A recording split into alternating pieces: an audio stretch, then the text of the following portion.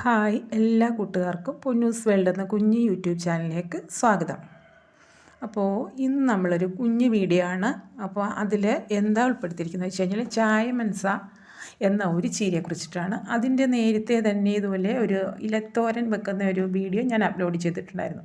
അന്നപ്പോൾ പല അഭിപ്രായങ്ങളും ഇതുപോലെ പല അഭിപ്രായങ്ങളും പലരും പറഞ്ഞിട്ടുണ്ട്. ഇത് ഉപയോഗിക്കുന്ന രീതിയെക്കുറിച്ചിട്ടും ഇതിന് ചില ആൾക്കാർക്ക് ഇത് ഉപയോഗിക്കുന്നത് വളരെ പേടി, എന്താ കംപ്ലൈൻറ്റ്, അങ്ങനെ ഓരോന്നൊക്കെ പറഞ്ഞു. അപ്പോൾ അതിനെക്കുറിച്ചിട്ട് ഡീറ്റെയിൽഡായിട്ട് തിരക്കിയിട്ട് ഒരു വീഡിയോ ഇടണം, അപ്പോൾ അത് നിങ്ങൾക്ക് കൂടി ഷെയർ ചെയ്യണമെന്ന് വെച്ചിട്ടായിരുന്നു. അപ്പോൾ ഞാൻ ഇതുപോലെ തന്നെ ഒരു വൈദ്യരുടെ അടുത്ത് കറക്റ്റായിട്ട് ഈ ഇലയെക്കുറിച്ചിട്ട് തിരക്കി. അപ്പോൾ അദ്ദേഹത്തിൻ്റെ അഭിപ്രായം അനുസരിച്ച് വളരെ ഔഷധ ഗുണമുള്ള ചെടിയാണ്. പിന്നെ നമ്മൾ യൂസ് ചെയ്യുന്നതിൻ്റെ രീതിക്കനുസരിച്ചിട്ടാണ് അതിനെന്തെങ്കിലും ഒരു പ്രോബ്ലം ഉണ്ടാകുന്നത്. ചിലപ്പോൾ വയറിനൊക്കെ എന്ന് വെച്ചാൽ 20 മിനിറ്റോളം ഇത് വേവിച്ചിട്ട് 20-25 മിനിറ്റോളം നല്ലതുപോലെ തുറന്ന ഒരു പാത്രത്തിൽ, പ്രത്യേകിച്ച് അലൂമിനിയം പാത്രം യൂസ് ചെയ്യാൻ പാടില്ല. നമ്മൾ മൺചട്ടിയിലോ അതുപോലെ തന്നെ മറ്റ് സ്റ്റീൽ പാത്രങ്ങളിലോ ഉപയോഗിച്ചിട്ട് വേണം പാചകം ചെയ്യാനായിട്ട്. ഇതിൻ്റെ ജന്മദേശം മെക്സിക്കോ ആണ്. അവിടെ നിന്നാണ് നമ്മുടെ ഇന്ത്യയിലും കേരളത്തിലും ഒക്കെ എത്തിയത്. ഇപ്പോൾ എല്ലായിടവും കാണാറുണ്ട്.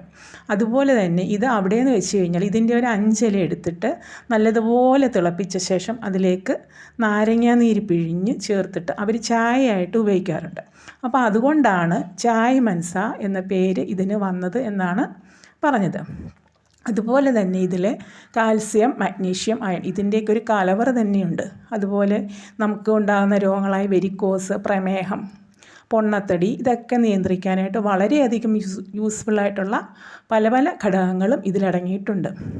അതുപോലെ തന്നെ ഇത് തോരനായിട്ടും ഇലക്കറിയായിട്ടും നമുക്ക് ചായയിട്ടും അങ്ങനെ എല്ലാ രീതിയിലും ഇത് നമുക്ക് ഉപയോഗിക്കാം. അതിൽ കുട്ടികൾക്കൊക്കെ മുട്ട പൊരിക്കുന്ന ടൈമിൽ ഇത് നല്ലതുപോലെ വേവിച്ച ശേഷം അതിൽ നുരുനുരാന്നരിഞ്ഞിട്ടിട്ട് കുട്ടികൾക്ക് കൊടുക്കുകയാണെങ്കിൽ അവരുടെ പല്ലും അതുപോലെ തന്നെ രക്തയോട്ടം വർദ്ധിപ്പിക്കുന്നതിനും അതുപോലെ എല്ലിനൊക്കെ ബലം ഉണ്ടാകുന്നതിനൊക്കെ വളരെ നല്ല ഒരു ഇല തന്നെയാണ്.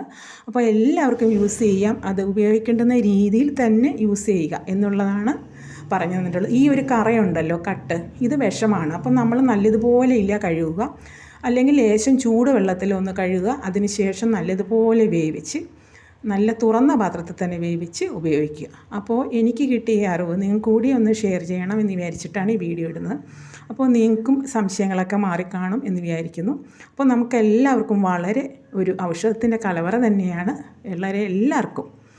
അപ്പോൾ എല്ലാവരും വീഡിയോ സ്കിപ്പ് ചെയ്യാതെ കാണുക. നിങ്ങൾക്ക് ഇഷ്ടപ്പെട്ടാൽ മറ്റു കൂട്ടുകാർ കൂടി ഒന്ന് ഷെയർ ചെയ്ത് കൊടുക്കുക. അപ്പോൾ നിങ്ങളുടെ അഭിപ്രായങ്ങളൊക്കെ കമൻറ്റ് ബോക്സിലൊന്ന് അറിയിക്കുക.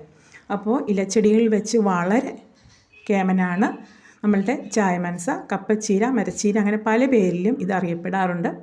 കപ്പയുടെ ഇലയുടെ ഒരു ആകൃതിയൊക്കെ ഉള്ളതുകൊണ്ടാണ് കപ്പച്ചീര എന്ന് വിളിക്കുന്നത്.